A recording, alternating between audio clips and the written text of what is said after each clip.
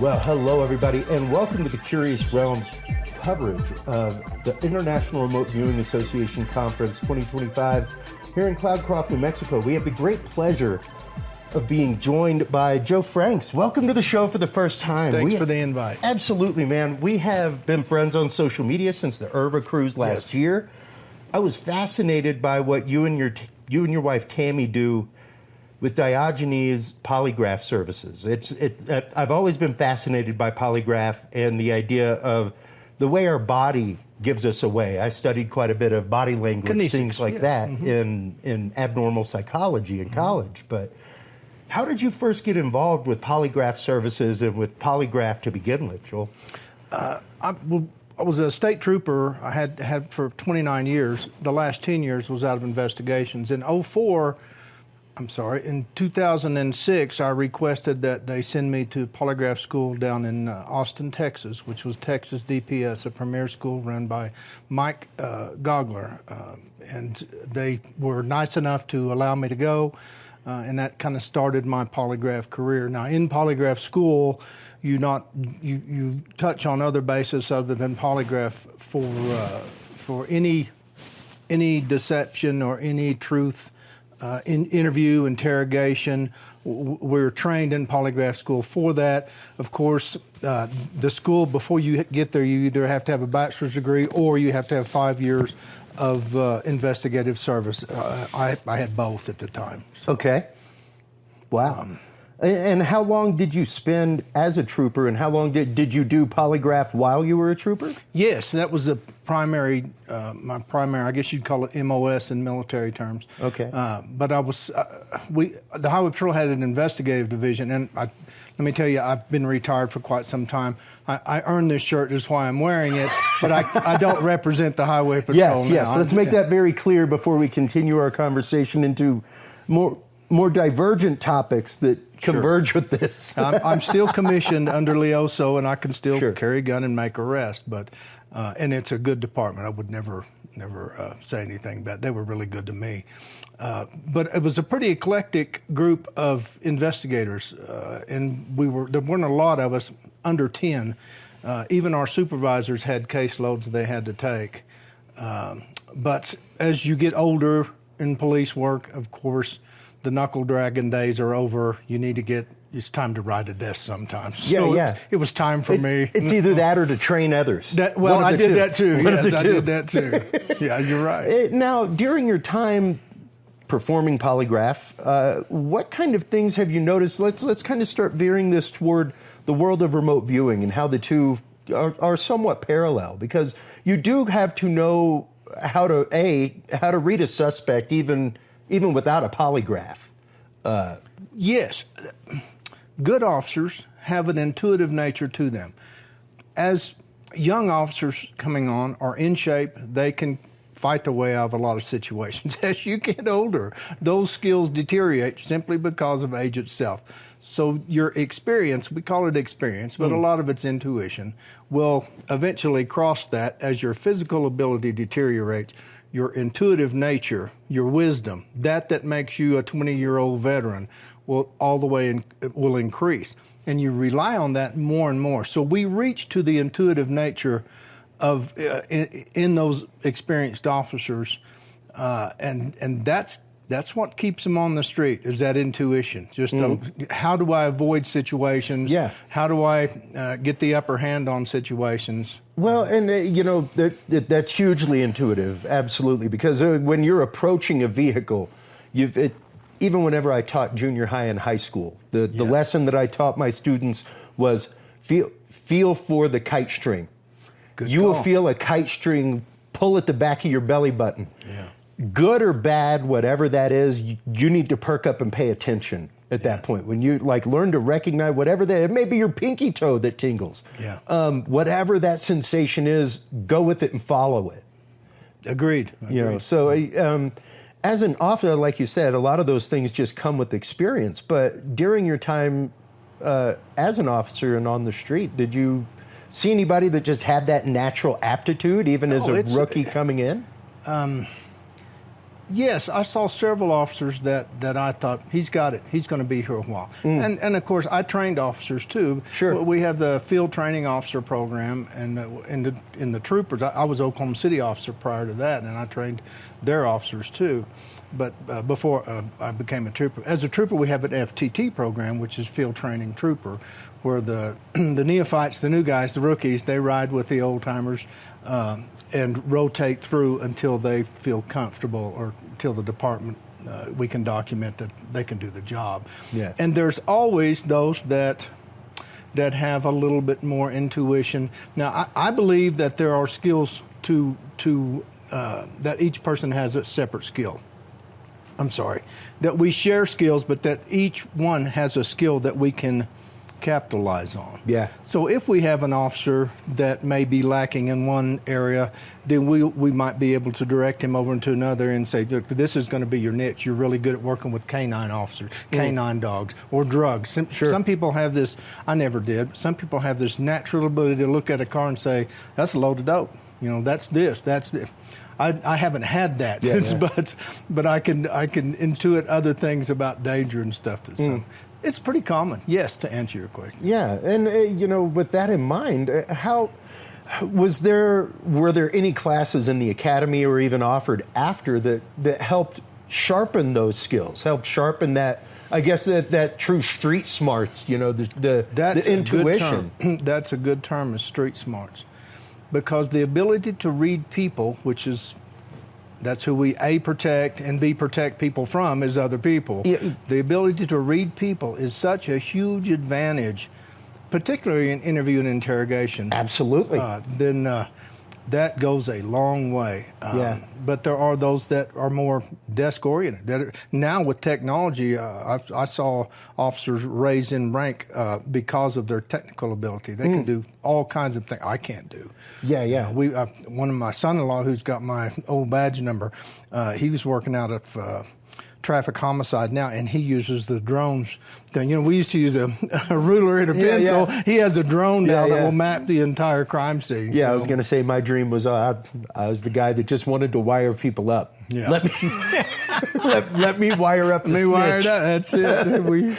But that idea of precog, almost quite literally, the idea of having that concept flash into your mind and following that, even the idea of who in an investigation do you need to put on a polygraph? Yes. That comes down almost to gut instinct of like, I think this guy needs a little bit more than just somebody in the room with him.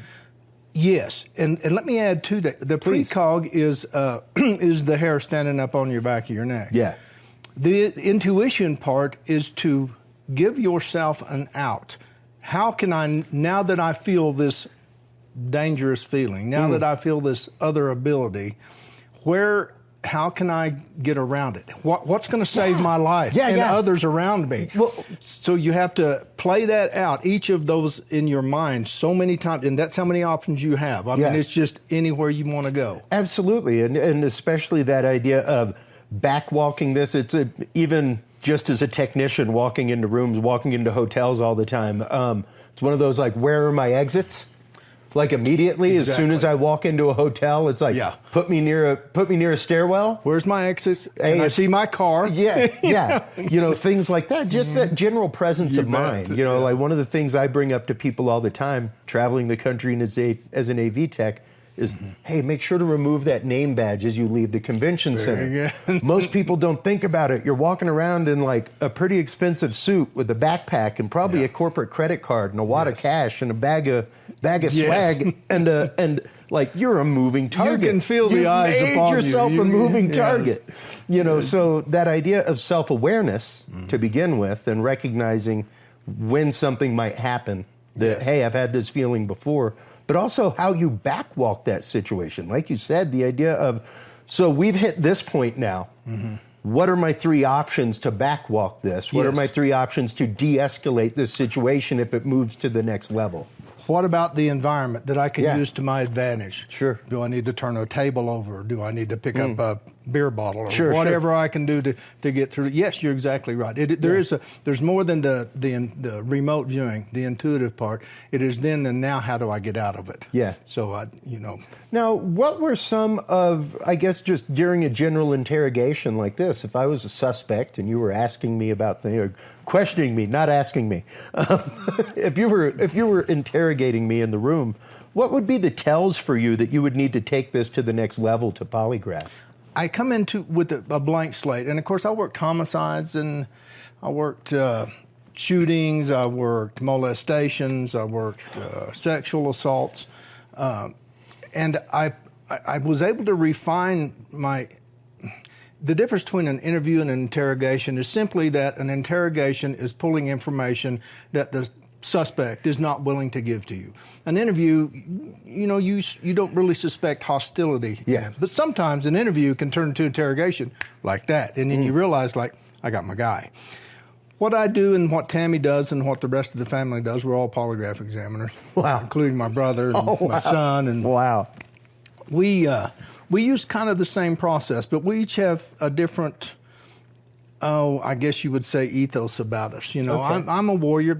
I'm an old martial artist, so I can bulldoze when I need to. My wife has the softest touch ever.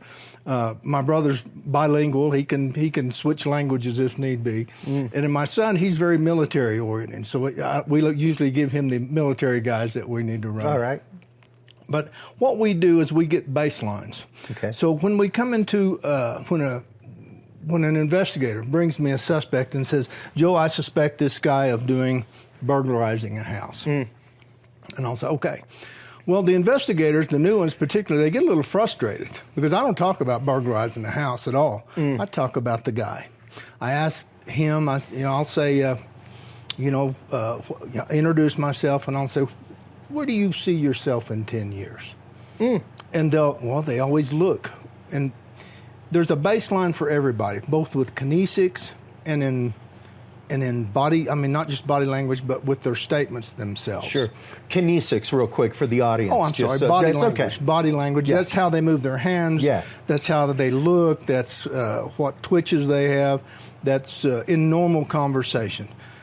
And they will say, I see myself, owning a business or in the military, and then I mark it down on my paper. I'm watching them go upper right for creation, because I know that they have to create something that's occurring in 10 years. That's right. It's not a recall. So then I'll ask, what was the best place in your life you ever were? The place that you loved to be, Oh, man, I liked California. California's a place, I was surfing and doing all that. Now I know where they're recalling from. They recall from lower left. They create from lower right. Yeah, because there's not, even though you're saying baseline, as opposed to a lot of the things that you learn in body language class, things like that, there is no 100%.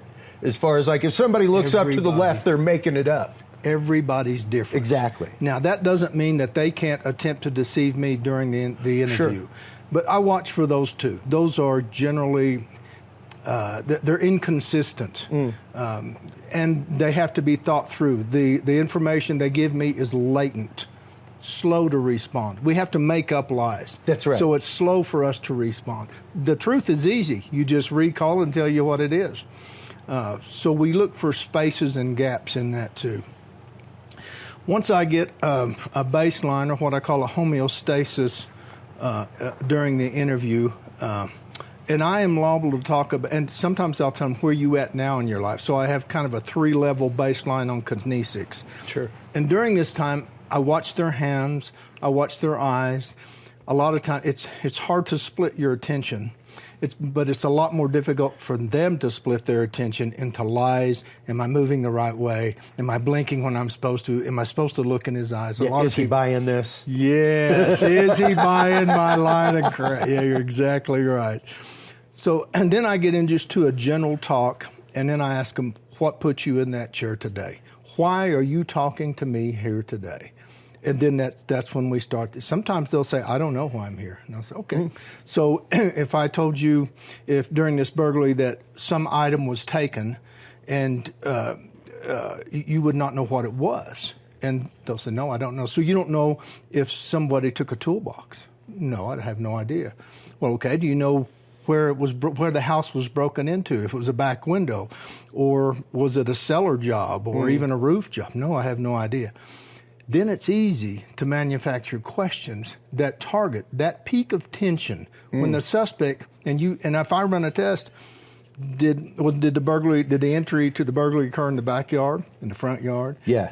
And then I look to see where their physiology is focused on the polygraph, particularly with small items. Like I had a burglary where a guy broke into a boat and stole a pair of hedge clippers. Now, how often are you going to see hedge clippers in a boat? It's just not going to happen. So if he took it, he knew there was hedge clippers in that boat. Yeah. So I ran, was there other items too? Chainsaw, weed eater, hedge clippers, and of course he hit hedge clippers. And as soon as I asked the hedge clipper question on the polygraph, he said, "Okay, I'll tell you where it's at." There it is. So the confession was immediate after that, because he knew, he could feel his physiology rise to a point of, dude, this thing's about to go off the chart. It, just because you took a pair of hedge clippers. Well, now let's start getting into that and the actual physiology in the machine and how it works, because there's a lot of misnomers out there. Yes. And of course, don't get me wrong, folks. In most states, polygraph is not admissible in court. However, it doesn't mean it can't lead you down a road of investigation. It doesn't mean it can't be used to find other data. It doesn't mean it can't be used to either help exonerate a witness or bring a witness in to stand on the other side. So even though it's not like, most people don't understand that even eyewitness testimony is the same way, treated almost the same way as polygraph. It is, but polygraph statistically is more reliable than eyewitness testimony. Well, and I've solved a lot of crimes that they thought were solved by eyewitnesses with the polygraph. Wow. The U.S. Attorney's Office called me on one recently. I can't say much about it, but the guy did not do it. And a witness there, and it was a home invasion. The witness, which was a juvenile male, he said, "I know this was the guy. This was him right here." And there were three guys there. They got two of them, and even the two bad guys said, "Yeah, the other guy's not it." Wow. So they had already convicted him. I said, not going to do this anymore. Great job, So the U.S. man. Well, I have to pat the U.S. Attorney's Office on the back, too. He's the one that made that call. He intuitively said, "I got a bad feeling." And he already had a conviction. And he said, "I'm not going to do that. I'm going to get a polygraph." And, that's just it. And that physiology, hey, there may be somebody that's just nervous, right? Is there a difference between, let's talk about how the machine picks up your physiology real quick, what signals it's getting, and dispel those myths about, like, how you can beat a polygraph. Okay. I know polygraph. I've run a lot of polygraphs.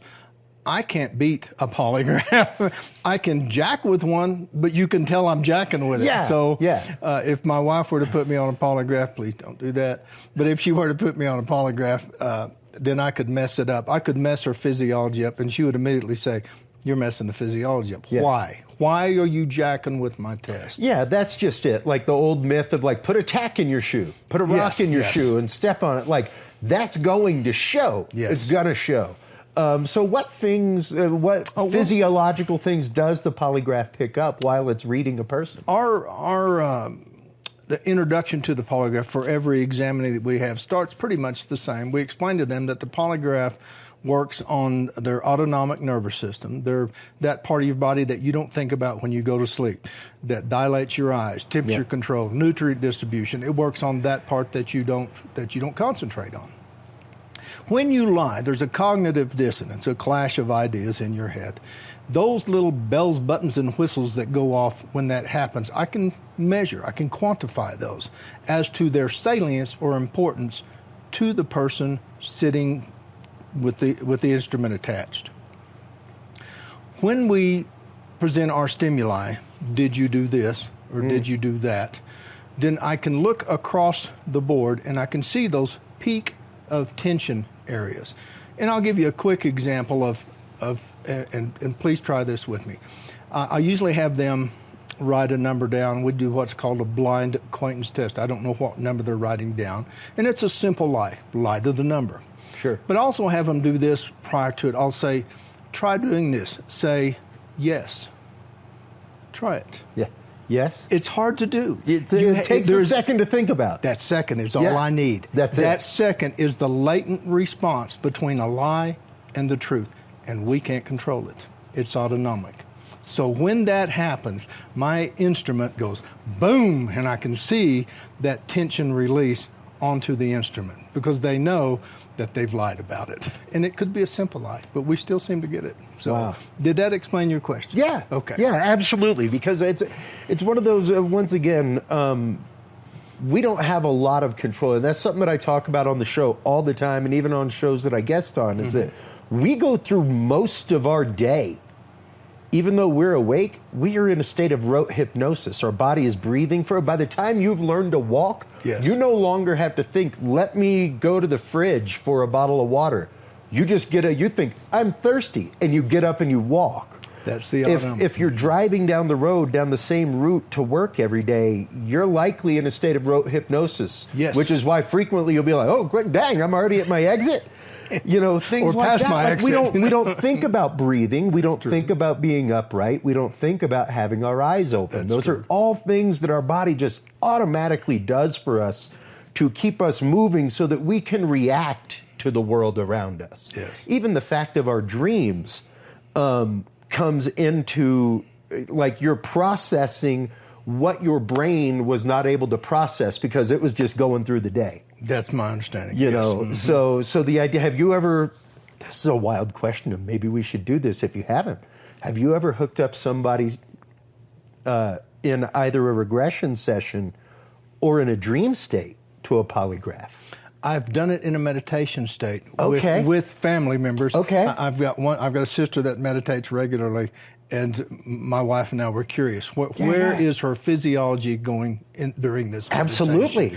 And Lafayette, I'll give them a heads up. They're the company that makes my polygraph, but they also make biofeedback. And you know what? It's the same thing. It's exactly the same thing. Yeah. So Lafayette, that they have both sides of that business going on. So mine's a Lafayette, and I attached my sister, and I could see her physiology completely baseline out during meditation. Wow. And I noted that because I have several people that I run that can meditate. They can go into a different state. Yep. So we have to keep them in a position that I call of equipoise, where they're not too stressed, but not too calm either. Otherwise, I get weird physiology. And it's going to be an inconclusive test. We don't want an inconclusive. That doesn't get us where we want to go on it. Yeah. We want a good, solid pass test where we know that we've got all the information from this crime, or even a pre-employment, even an infidelity, or what else do we do? Those are our problems. Oh, sometimes security background checks. Yes, all those background checks. Yeah. We want good, solid information that we can present to our contracts. Well, and see, a lot of these topics are, why I wanted to talk to you, because like I said on the cruise last year, I wanted to have you and your wife on again and again. This is a topic to me that has been fascinating, since I got into brainwaves and binaural beats, things like that. But in addition to that, the parallels, especially with data collection, things like that, the parallels with remote viewing are many. Yes. When it comes to, once again, the idea of intuiting who amongst the people you interview needs to be taken to the next step. Yes. And even culling that data, and having another polygraph examiner like your wife look at the data. Yes. Actually watch the interview on most instances. We'll close circuit TV, and if I need a break, it's like she can take over if I need to. Yeah, precisely. And things like that where, you're truly setting up a control. In a controlled environment. Yes. That's kind of a lot of the idea that I think people have a misnomer with remote viewing. They don't understand that it came out of a laboratory to begin with. Yes. And that it at least controlled remote viewing under military protocol, the original means, has a very specific way and rote way in which it's done for very specific reasons of data gathering. Agreed. And that idea of data check. Because once again, even though you've been doing this for years, you always turn your polygraph results over to your wife or somebody else to review. You aren't just going to say, like, I'm the ultimate authority. And Chris, we have a series of algorithms also that verify the information that we just want to make sure there's no major artifacts on it. Absolutely. So those algorithms are very accurate. They've been proven to beat some polygraph examiners on their scoring techniques. So we use a combination of all of it. Certain algorithms weight different physiology differently, but they all work generally the same. They're looking at your changes in pulse rate, blood volume, your what we call electrodermal effect or EDA. Also, we think we're measuring acetylcholine, a neurotransmitter, during stress, but it's two little plates that fit on your fingers like this. Yeah, you're basically almost detecting the salinity of the body to see, like, if you start sweating. Well put. And you're exactly, like and any sebaceous glands and stuff like that. Your sebum that seeks out of your body oil, things like that, and then, when you start to sweat. And now we have them seated on motion sensors also. Oh, wow. So any push on the foot, any lower extremity. Or even just squirming in the seat. Well, then we've got a camera in their face. Yeah. So, let's start getting into that side of things, especially the world of false positive and the world of, like you said, the artifacts that you're looking for that may interfere in a proper reading. Yes. Okay. Artifacts can be anything from a sneeze, a laugh, a cough, talking too much. We want to keep all movement to a minimum so we can get a pure test. Now, a good test to a polygraph examiner doesn't mean he passes or fails, or he or she. It just means we have legible information that we can read and give a definitive answer. Yes, he's either telling the truth in this instance, or no, we have an obvious deception. Yes, false positives can happen. There's ways that I can work around some of those. Let's say there is a particular word that, as police officers, we say the word illegal a lot. It's part of our vocabulary. It's not a big deal. That's what we do every day. That's right. We chase illegal activity. We file charges because someone's done something illegal. So when we say it's nothing, but you give it to a Frito-Lay driver that wants to apply for a police officer, you say, have you done any illegal activity? He thinks that because he's parked his Frito-Lay car in a bag, that's illegal. Well, that's not what we're looking for. Yeah. So I have to change the word illegal, and I generally put it in another spot so I can kind of look at it in a neutral question. Sure. Unloading it. Yes. Have you ever thought about doing anything illegal? Yeah. Have you ever thought about committing a crime? So that word is in there. Crime. That's a good one. That's another one. So I have to kind of think from their point of view, what is their vocabulary? And then, of course, we can get into statement analysis with that also. So it's real important as a polygraph examiner to do a thorough interview first. Determine your examinee's vocabulary and use those words to ask him questions about what he's done or what he hasn't done. Instead of using the word illegal or crime, Well, go ahead. I was going to say, it's just like we talked about on the cruise last year and like we talk about in the remote viewing community, the idea of you need a unified language. You need to be speaking the same language. As your person. Yes. Does AOL, analytic overlay in English, mean the same thing in German, mean the same thing in Italian? And I find during these that it doesn't. No, exactly. You're so right. you've got to learn their nomenclature for things so that you can put it into their frame of reference. Because otherwise they're intimidated by your $12 word. Chris, people respect that you go to the limit to speak their language like that. There's a lot of people out there smarter than me, and I aspire to have the vocabulary of some of these doctors and stuff. But I don't. I'm a country kid, I spent 8 years in college, no degree. That's why I have it. Sounds like my daughter. She finally got hers. But in all sincerity, it's the idea of that communication point may take you to a point that they feel comfortable enough with you to just spill to begin with. Yeah. And you don't even have to get to the point of a polygraph. You don't even have to carry it further. Chris, honestly, investigators, sometimes they commit two mistakes. One is they tell the suspect too much, which limits my ability to run a polygraph. That's right. Or they never ask them the main question. Did you do it? Well, and that, once again, parallel to remote viewing, this comes right into the world of front-loaded remote viewing. Yeah. And have Very people good example. has the person gotten information about the target in some kind of way, or has the monitor even slipped information about a target if it's not double blind? Yeah. In that kind of way. Right. So, and with that in mind, because, I mean, you guys do work with remote viewers, stuff like that. Yes. At what point in an investigation, at least outside of police work, things like that, personally? Really good question. At what point do you bring in a remote viewer after a polygraph to say, like, hey, let's maybe try and verify a couple of these things in a different way? Well, keep in mind, polygraph is at the end of the investigation, at least by our request it is. Sure. With the exception of pre-employments, they like to put them at the beginning of the background because it weeds that investigator and frees them of time of driving city to city to check on job to job. If you can simply set them down on the polygraph and make sure that they're giving all the information necessary to be to apply for the job.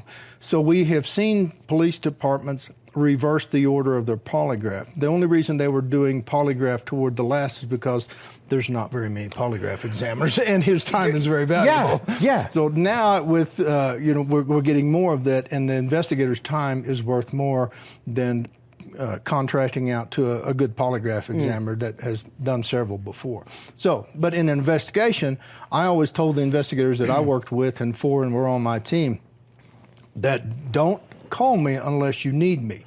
If you're at a dead end or you have a whodunit, I'll come singing my song right then. Yeah. But until then, so polygraph is at the end.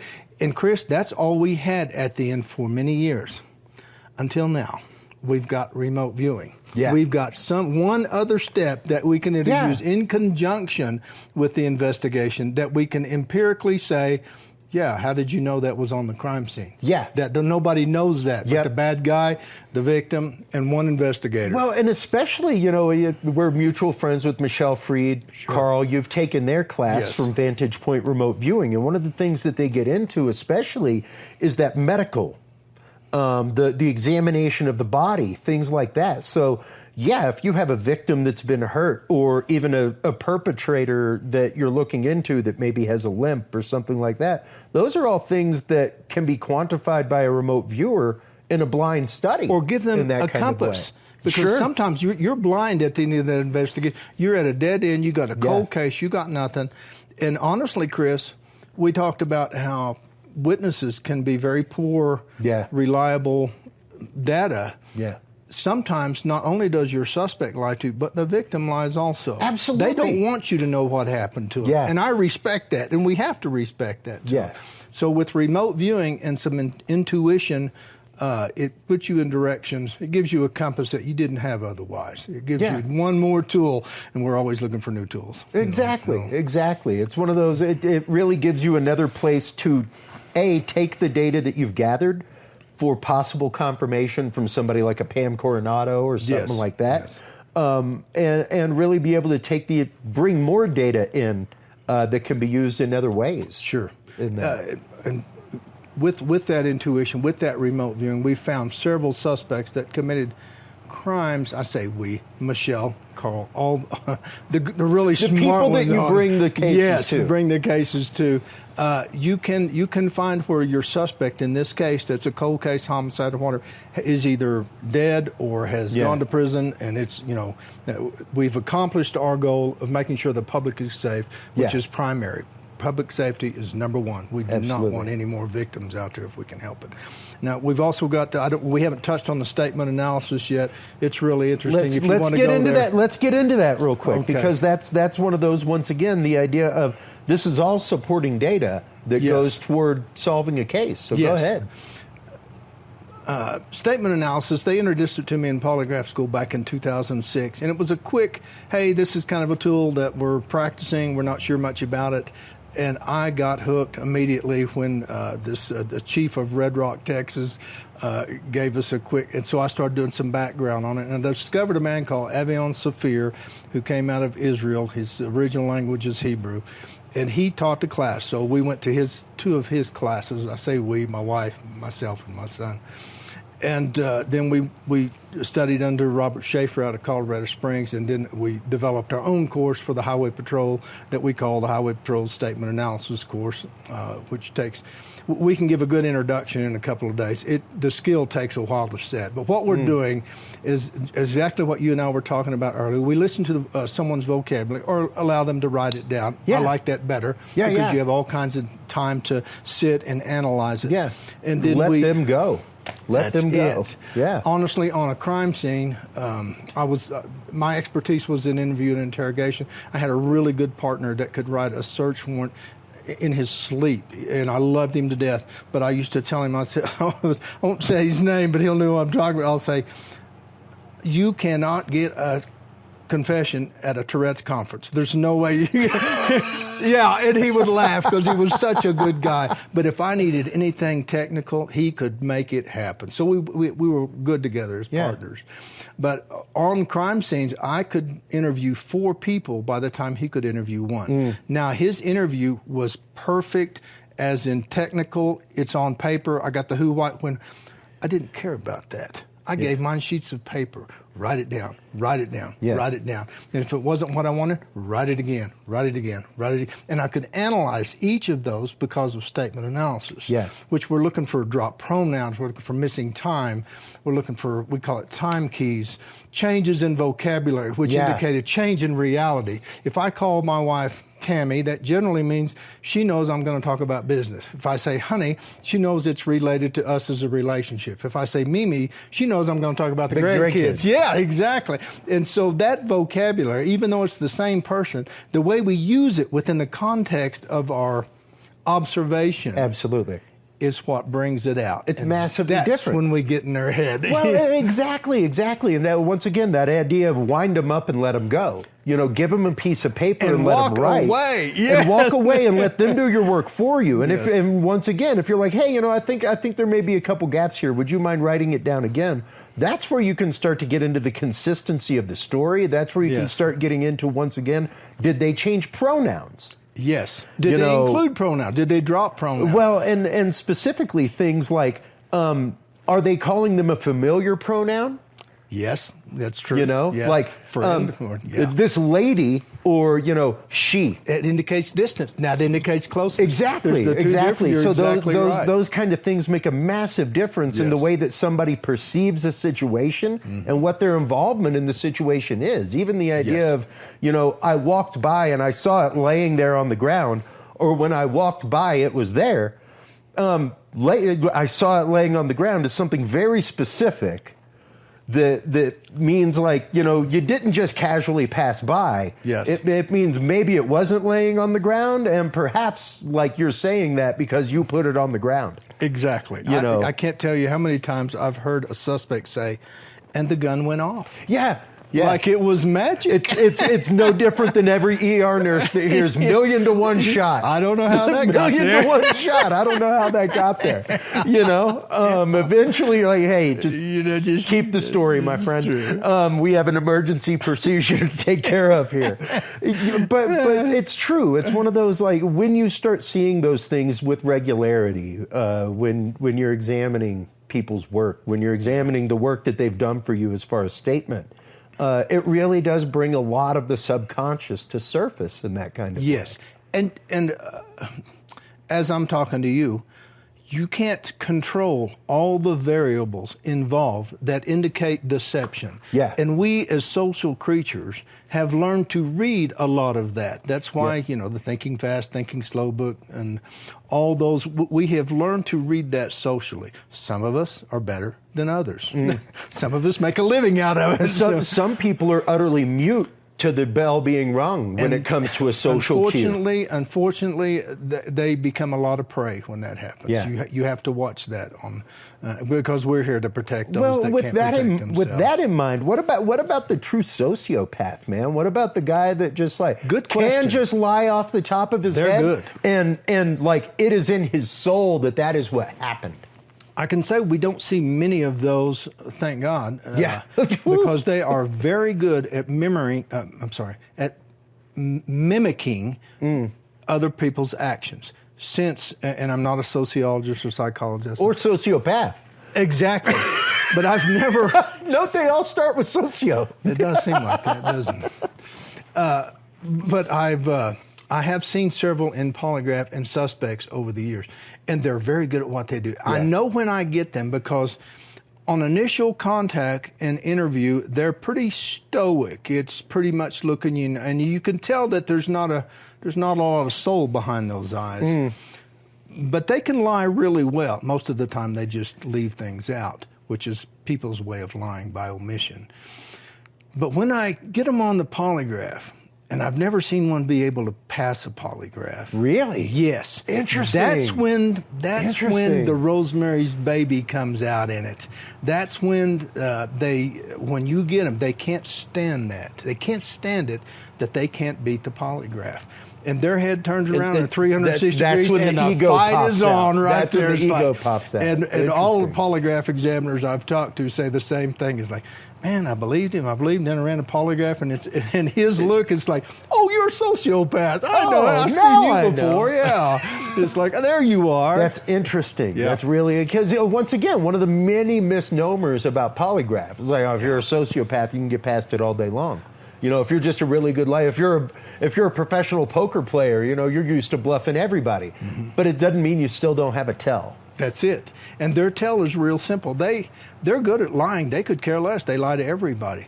But they don't want to get caught just as bad as anybody else. So. Well, and once again, this leads right parallel to the world of remote viewing when you start talking about things like analytic overlay and nouns, things like that. Because when you start looking at a statement analysis, you can really start seeing, like, even from my general interview with the person before they did that, were they taking information from that interview and analytic overlaying it inside of there and putting it in there, changing information from the interview to that. So it's a really fascinating path of parallels between the two things. I think so. I think it is. And when you mirror them all together, when you marry them all together, that's just about an unbeatable role. Your statistical significance of making sure that you have deception or that you have the truth told. It's like, I've got it. Well, this is it. Everything matches. Kinesics, statements match. His interview matches. What he told me is matched with the empirical evidence on scene and the polygraph. And then we got remote viewing. He has told me things that we can now verify beyond that. So and once again, the just data gathering from beginning to end that happens with both of them, I think really sets up a lot of parallels and a lot of ways in which they can be used together.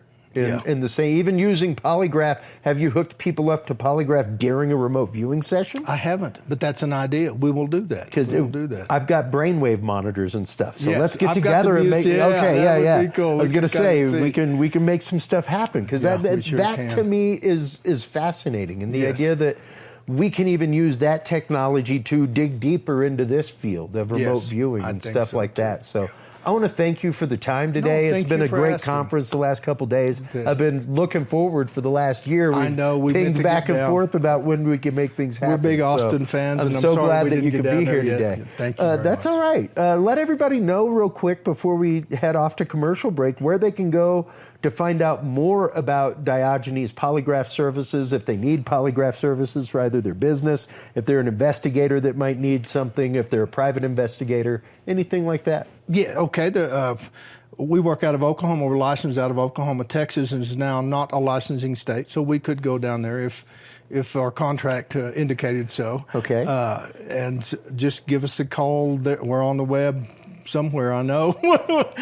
Try Accuracy Polygraph. That's another subsection of our business, and they do a lot of work with us too. So Accuracy Polygraph out of Edmond, Oklahoma. Absolutely. Well, thank you so much again for the time. Chris. I greatly appreciate it. While you are online checking out everything from Joe Franks and Diogenes Polygraph Services, everybody make sure to stop on by Curious Realm. CuriousRealm.com is where you can like, follow, subscribe. That is where you can find all the episodes. That is where you can find our events page, which has all of our live coverage from amazing events like this. When we come back from our quick commercial break, we will be continuing our on-site coverage of the International Remote Viewing Association Conference right here in Cloudcroft, New Mexico, right after this, folks.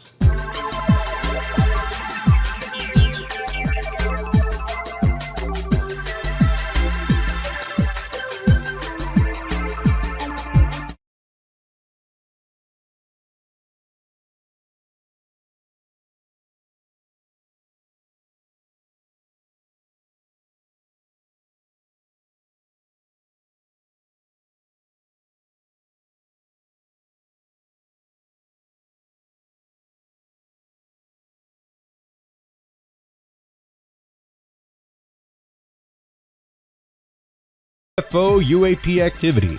This easy-to-carry, pocket-sized scientific data log is the perfect companion for any field researcher. You can find your copy of the Curious Research Field Observation and Encounter Log at Amazon.com or visit the official Curious Realm store at curiousrealm.com/store to reserve your copy for yourself, your family, or a mind that you want to open. That website again is curiousrealm.com/store.